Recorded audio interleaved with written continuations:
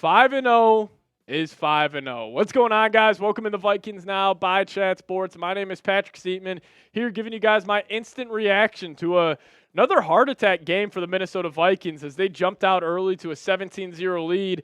Then you look up after a couple of quarters, and it's 23-17. Aaron Rodgers is taking the field with 3 minutes left with a chance to go win this game. But quickly looking at the broad numbers here, Vikings did obviously improve to 5-0, which is fantastic. And if you would have told me, 5-0 heading into the season with the Jets, Niners, Packers, and Texans all on the schedule, I would have said you're crazy. But the Vikings were able to get it done. And Rodgers, 54 pass attempts, but had 3 interceptions, only went for 244 yards. I thought the Vikings were fantastic on the ground in terms of their run defense today. They're able to take away Breece Hall, only 9 carries, 23 yards for him. He has been really struggling this season. Garrett Wilson was able to be somewhat productive today. Obviously, the stats look great, 13 receptions, 101 yards, had that touchdown as well. But, I felt like Wilson and Rodgers were kind of on different pages throughout the game, which was obviously very beneficial to the Vikings defense. But Sam Darnold did struggle, and we'll talk about him in a little bit. But if you guys are fired up about the Vikings being 5-0 and you guys are excited for the rest of the season, hit that thumbs up icon, like today's video. Obviously it wasn't pretty, but you're 5-0. You went overseas. You beat a good team in the New York Jets in London. I thought it was just, a very, very solid overall performance. But there are some negatives that we do need to talk about. But, I think the biggest negative is the penalties. I mean, the Vikings just flag after flag after flag.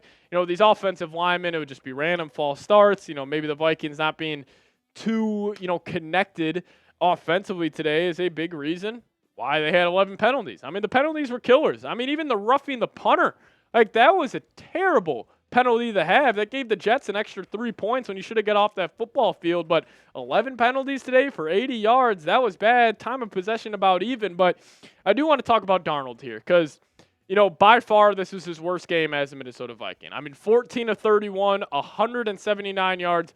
He struggled today. And plus, he threw an interception. He struggled taking care of the football. But, I felt like Darnold, maybe he was rushing a little bit. I thought he was pressing the issue a little too much to Jefferson, to Addison. I mean, Naylor had no catches today. What are we doing? You got to get him the football. If he is your wide receiver 3 and he is as talented as I think he is, with Jefferson and Addison getting most of the attention, Naylor's got to be open. Now, obviously, I'm going to need to hop into the All-22, break down the film to really see what, led to Darnold struggling. But, I mean, you put up these stats, he struggled, man. And if he would have had a great game, Vikings probably win this 30-10, but he struggled. But I will make this note. You went against a good Jets team. This is a good football team. It's a good defense with Aaron Rodgers, Garrett Wilson, Breece Hall. It's a good football team. The fact that Darnold was able to go 14 of 31, 180 yards and a pick, and you were able to get a victory, I think it just speaks to the overall talent on this football team. And probably the best talent was Justin Jefferson. We did have a couple of key drops late, and I understand, people are going to get on him because of that. But I thought he was fantastic. 6 receptions, 92 yards. He would have had 160 yards if all the penalties and, holdings went to his stat total. But he was able to cause the Jets DBs to hold him or cause a pass interference 6 separate times in this game today. They're very grabby secondary. They were grabbing Jefferson all game long, but he was still able to be very, very productive. I mean, 6 for 92. You'll take that any day of the week. But Addison really only got going on one drive. It was in the second half. He had that short little check down, then he was over the middle of the field, then he hit him on an out route. But Addison didn't really do much. 3 receptions, 36 yards, wasn't the same impact we felt last week versus the Green Bay Packers. And, also this guy, Aaron Jones, the Vikings struggled trying to establish a run today, but he did leave the game midway through the second quarter with a hip injury. I'm assuming he's all good, but once we get a bigger update on that, we'll have a video for you guys ASAP. But Aaron Jones did leave with a hip injury, so make sure you guys subscribe to the channel. Don't miss a thing, and we'll get you guys an update around Aaron Jones once we get that. But Ty Chandler came in. I thought he ran pretty well. Had that terrible fumble, man. I mean, Darnold, they just go pitch to Chandler, hits his chest plate, ball pops up in the air. Jets almost took it down for 6. So, I think the Vikings defense, want to give them a lot of love, and we'll talk about that here in the second half of today's show. But holding the Jets offense to 17 points when the Vikings offense gave them a short field on 3 separate occasions, I think it was great stuff for the defense today. But we'll talk about that here more in a second. But predict the Vikings record for me for the rest of the season. Right now they're 5-0. I think the Vikings are going to be 14-3 when it's all said and done. But you guys let me know your record prediction down below in the comments section. Now, we're going to be talking about the defense here in a little bit, as overall I thought it was a good game defensively. I mean, you were able to take away the run. They only ran for 36 yards. You were able to take away the pass. I mean, 54 attempts, only giving up 218 yards is fantastic. Big reason why you were able to hold them to under 4 yards per play. That's great. Plus the 3 turnovers. That's great. Also, my favorite stat out there, Kevin O'Connell, 22-0 when he wins or ties the turnover battle. But we'll talk about the defense more in depth here in a second. But first off, I want to give a massive shout-out to today's sponsor, and that is Game Time. If you guys download the Game Time app, create an account, and use code CHATSPORTS, you guys will get $20 off your first purchase. Terms apply. Again, create an account and redeem code CHATSPORTS for $20 off. Now, Game Time has a new feature called Game Time Picks that makes getting tickets to see your favorite teams play live even easier. So if you guys want to go check them out, Vikings in U.S. Bank Stadium with the Lions coming to town October 20th. Use promo code ChatSports, get $20 off that purchase if it is your first purchase with Game Time. But they also offer you a views from your seat feature, which gets you a panoramic view from your seat in the app before you even buy. So take the guesswork out of buying tickets with Game Time. Download the Game Time app, create an account, and use code ChatSports for $20 off your first purchase. Terms apply. Again, create an account and redeem code CHATSPORTS for $20 off. Download Game Time today. What time is it? It is game time.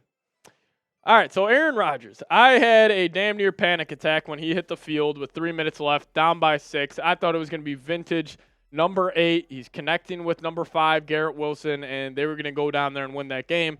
But Stephon Gilmore, hell of a play on a game-sealing interception, literally just playing the back shoulder. Rodgers threw it. Ball fell right into his lap. It was a hell of a play by Stephon Gilmore. And, also about Rodgers today, that one touch or the 2 touchdowns he had, the first one of him just stepping up in the pocket, was able to hit, I think it was Lazard on the back shoulder. That was a beautiful play by Raj. But, you got to give credit to Gilmore.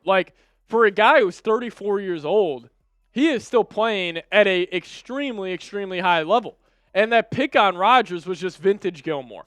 That was just him using what's in between the years to get that, and he was able to have a game-sealing interception. It was great what he was able to do. And plus, Rodgers today, yes, he did not have his fastball. He did not have his best stuff, but I felt like Rodgers played good enough to get the Jets the win. And on top of that, you were able to force him into 3 turnovers. That was fantastic, man. Really good stuff. And the reason why you're able to get the Jets behind the sticks is you're able to take away the run. Breece Hall, only 9 carries, 23 yards on the game today. You were selling out on the run. You're able to get him to the 3rd and longs. Now, Braylon Allen came in. He did a solid job when he was running the football. But, overall, I thought the Vikes played a great game. And, yeah, Rodgers was able to connect with Garrett Wilson 13 times today. But, again, a lot of this was quick 5-yard outs.